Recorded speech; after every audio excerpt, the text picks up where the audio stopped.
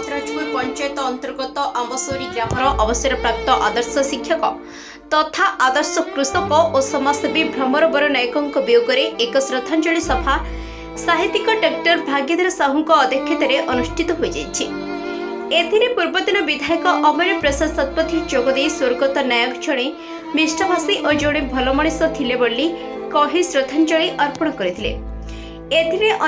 मध्य सर्वश्री उमाकांत बल,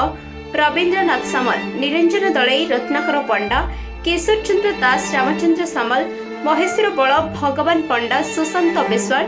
दयानिधि सामल, शरद प्रसन्न महांती, चिंतामणि पाढ़ी,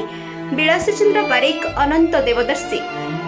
रुद्र प्रसन्न सामल, प्रदीप्त पृष्टि, एकादशी सेठी, सुरेश नायक, प्रताप नायक, अनिरुद्ध सामल और विभूशंकर पृष्टि, मानभंजन राउतराय, रमेश गडनायक, एडवोकेट श्रीवंत जेना, प्रताप सेनापति, अमरेंद्र सिंह, सांबादिक चिंतामणि पाढ़ी समेत बहु विशिष्ट व्यक्ति जोगदे स्वर्गत नायकों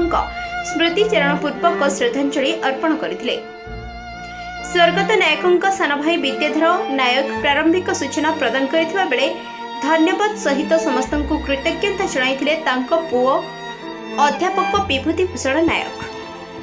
बालीचंद्रपुर एकादशी सेटिंग रिपोर्ट द न्यूज टुडे।